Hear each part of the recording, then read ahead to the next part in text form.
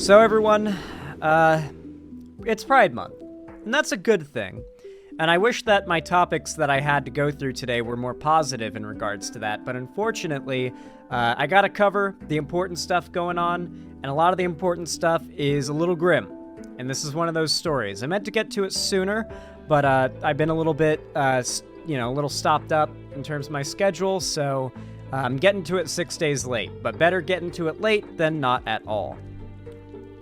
It's Pride Month, and that's great. But the last few years of heavily heightened homophobia and transphobia among right-wing pundits, the normalization of it, has led to an outcry of bigotry against trans and gay people, even among young conservatives, like kids who are conservative.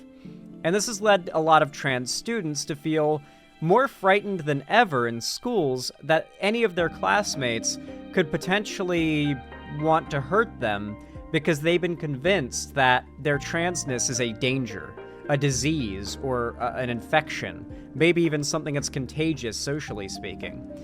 And so, unsurprisingly, there has been an escalation in teens in schools across the country in the US being assaulted, even in a deadly manner, by other students.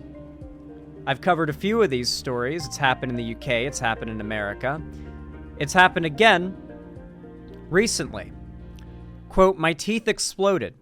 Transgender teen describes school attack." From what I understand, this young trans teen was sucker punched very hard in the jaw. And for what I understand to be no other reason than for being trans. Though I imagine, and I have seen, the right's response is a lot of justification. They see a trans kid get assaulted, and it's all about either celebrating or justifying it by trying to find some explanation for why the kid could have deserved it. As a pastor of gender expansive kids in the Twin Cities, that they are less safe now than I was over a decade ago as a trans youth in the Twin Cities. Gathering here today shows those who want to make us fear and to go back into the closet and to go back into invisibility. It shows them that we are not going anywhere. Those words were spoken in front of Hopkins High School this morning, where hundreds of people gathered to support a student many of them don't even know. The transgender student who police say was assaulted at Hopkins High School last week while leaving the bathroom. Right now, Minnetonka police are investigating what happened as a possible hate crime. And it's important that the police and the school district are calling what happened a possible assault, not a fight, as a fight would imply it was between people. And in this case, that's a big distinction here, by the way. And a lot of these other, well, particularly in the situation that happened a couple, like, what was it? God, 4 or 5 months ago now, 6 months ago, when Next Benedict, with the Next Benedict thing, the argument was that Next got into a fight, right? That was the claim. Next got into a fight. Here, the police aren't even trying to go down that path. They are outright calling it an assault. I think a lot of that has to do with the fact that the kid in question has survived to tell their story. You know, it was in February. It's been 4 months. That sounds about right. 4 or 5 months. Yeah. By both police and school statements so far, only one person was violent, and that was the person who allegedly attacked Cobalt. Here is Cobalt's story. Last Cobalt. Thursday, Cobalt Sovereign had That's to go cool to the name. bathroom at Hopkins High School. I was attempting to use the restroom. I actually did not get to until like an hour later at the hospital. The hospital, where she stayed for 2 days to repair serious injuries. Injuries she got after leaving the bathroom. She left the bathroom because In the bathroom, he had looked over the stall directly to where I was attempting to use the bathroom, and that is where he initially called me a in the first place. So mind you, this was a trans girl using the men's bathroom, and male students assaulted her because, well, There have been far, far, far, far, far more cases of cis men assaulting trans women in men's bathrooms than of trans women assaulting cis women in women's bathrooms. Bear moment. The student that allegedly called her that repeated it several times. I left the bathroom and I got it in myself to confront the kid verbally. He had no reason to have anything against me. I've never talked to him, never done anything negative to him. And I was insulted and then eventually hit in the jaw. Cobalt's mother said videos shown to her today by police confirm Cobalt's story. I saw just what she described. You know, she comes out of the bathroom and there's these three. Oh shit, it's not even hearsay. Because it happened outside of the bathroom, right? The sucker punch was caught on camera because they wouldn't have cameras in the bathrooms, but they would have them outside, and this went down outside the bathroom. Unlike what happened in Nex, which was in the bathroom. It was caught on CCTV. It was recorded. Yep, okay. Good. No denial.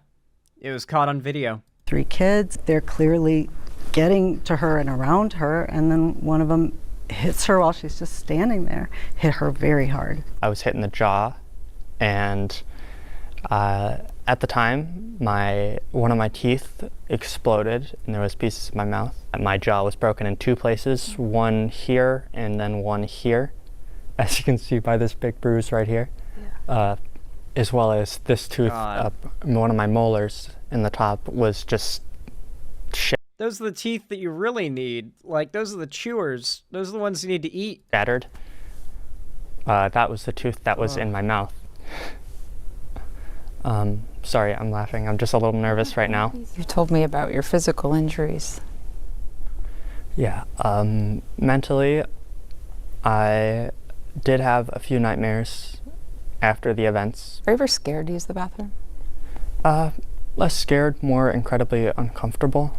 It makes me very uncomfortable to be in the men's bathroom. And yet she takes on that discomfort because of the world we live in. I'd rather be uncomfortable than make other people uncomfortable by using the women's bathroom. And as for her mom, discomfort is... I don't even know if it's a law that's enforced. I think it's literally just she doesn't want to start shit by going and using the girls' bathroom, and she got assaulted for it. It's just a fact of life as a trans parent. And it resides right next to unabashed joy and gratitude to be Cobalt's trans parent. Is it hard to have a trans kid? Yeah. I mean, yes and no, it's great. Fun fact, if someone punches you in the head, legally it is considered lethal force. I'm pretty sure blows to the head are considered lethal force. Someone punches you in the gut, you're not allowed to respond with lethal force. They punch you in the head or kick you in the head. That's considered lethal force. If you kick someone or punch someone in the head, there's a good chance you get charged with attempted murder. So lucky. You know, we're really all lucky. Everybody's lucky who knows her. It might be hard for the world. I'm really glad that she's relatively speaking okay when you consider the stories we've been covering lately of, you know, we have Brianna J., who was literally stalked, groomed, and murdered by 2 students who had an obsession with her, some kind of weird hate chaser obsession, hard to explain. It was very demented and bizarre. Nex Benedict, who was like literally assaulted, and whatever story you believe was happened, like transphobia was the cause of Nex Benedict's death. If Nex Benedict committed suicide after being assaulted in the bathroom, transphobia caused Nex Benedict's death. And if Nex Benedict died of head trauma after being assaulted in the bathroom, then transphobia caused Nex Benedict's death. So regardless of what anyone argues what really happened there, transphobia caused a trans kid to die. And I'm just glad that this is a story that doesn't end in the death of a kid at the very least. It's a surprising and very welcome change in pace. World that I have a trans kid, but it's not hard for me. For those of you wondering, yes, Hopkins High School does have a gender-inclusive bathroom section, but Cobalt said those are often taken and they're out of the way of the rest of the school, and she just had to go to the bathroom where she had to go. Next died of suicide by more than one medical autopsy. Yeah, I know that's like the professional opinion, but like there are tons of people in chat who will get mad at me for believing it. Low-key.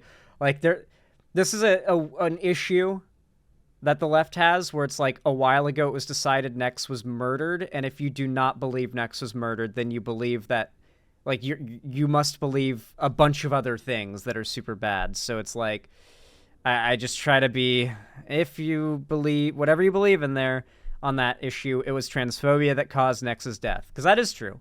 Regardless of whether Nex committed suicide or died of head trauma after the attack, transphobia was the cause. As far as the investigation, police met with Cobalt today to show she and her mom the video of the alleged assault. From there, this case could go to the county attorney for possible charges. As far as the school, they told me the student who was accused of hitting Cobalt faced discipline immediately, that exact day. And the policy at the school is to suspend a student in a fight. In this case, the district told me a suspension would mean that that student is done for the year.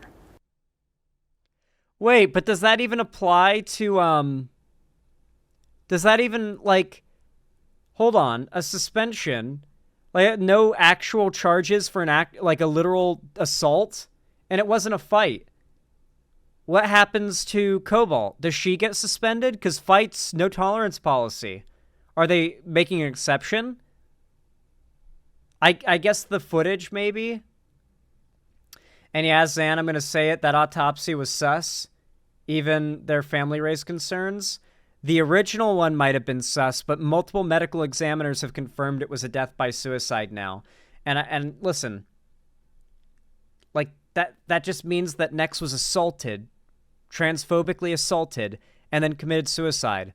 That doesn't change anything. That doesn't change anything. So there's no point in arguing about it. It changes nothing. Transphobia caused a trans kid to die. And that's what we need to stop. It's why the acceptance is so important. It's why not letting trans people be an invisible, non-existent concept to young people is important. And it's why we need to normalize trans people. Otherwise, kids feel empowered and entitled to assault their trans peers in school. A place where kids are supposed to be safe. Anyway. If you enjoyed what I had to say, and you got anything else to say, consider dropping a like, comment down below. It really helps the videos, my content, my channel a lot, and I really do appreciate it. Subscribe and ring the bell icon to turn on all notifications. Follow my social medias, linked down below to see more from me on other platforms. Consider joining my free fan Discord. It's linked down below in the description, the join link. We do watch parties, call-in streams, and game events there, so make sure to join so you don't miss it. And of course, if you want to support me directly, financially, consider donating, subscribing, or gifting a sub on my website, xanderhall.com/live, or supporting me through YouTube, Twitch, Streamlabs, Stream Elements, Patreon, or buying merch through my Streamlabs link down below in the description. With all that said, thank you for watching. I hope you enjoyed, and I hope to see more of you. Have a good one.